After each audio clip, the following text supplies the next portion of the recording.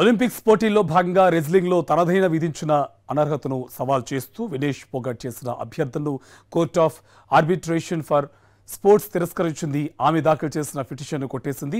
Paris Olympics wrestling freestyle 50 కేజీల విభాగంలో 100 గ్రాములు అదనంగా బరువు ఉందని వినేష్పై అనర్హత వేటు వేసింది. ఆ నిర్ణయాన్ని సవాల్ చేయడంతో పాటు 50 కిలోల ఫైనల్లో ఓడిన లోపెజ్తో కలిసి తనకు రజత పథకం ఇవ్వాలని వినేష్ అప్పీల్ చేసింది.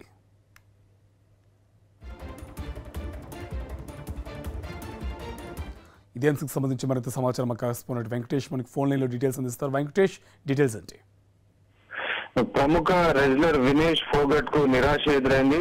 కనీసం తనకు రజత పథకం ఇవ్వాలని ఆమె దాఖలు చేసిన petition court of sports arbitration దాన్ని కొట్టివేస్తూ తీర్పు ప్రకటించింది.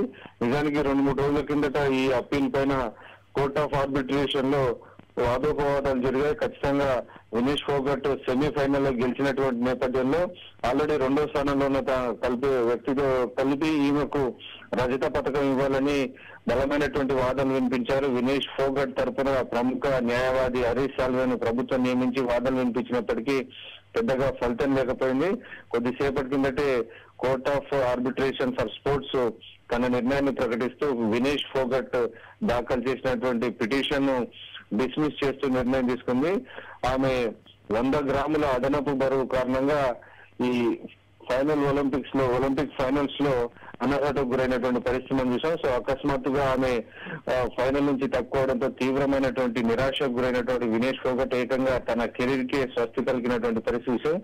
ఈ నేపథ్యంలో ప్రధానమంత్రి నరేంద్ర మోడీ స్వయంగా ఆమెకు తరపున పోరాటం చేయాలని ఇప్పటికే ఆదేశాలు ఇచ్చినటువంటి నేపథ్యంలో కోర్ట్ ఆఫ్ ఆర్బిట్రేషన్ కి వెళ్లి అక్కడ వాదన వినిపించినప్పటికీ పెద్దగా ఫలితం లేకపోయింది. ఈ రోజు ఆమె పిటిషన్ ను తిరస్కరిస్తూ సిఐఎస్ నిర్ణయం తీసుకోవడంతో వినేష్ ఫోగట్ తీవ్రమైనటువంటి నిరాశకు లోనయ్యారు. ఆమె అభిమానులందరూ కూడా తీవ్రమైనటువంటి నిరాశకు లోనైనటువంటి పరిస్థితి. Right, thank you Venkatesh.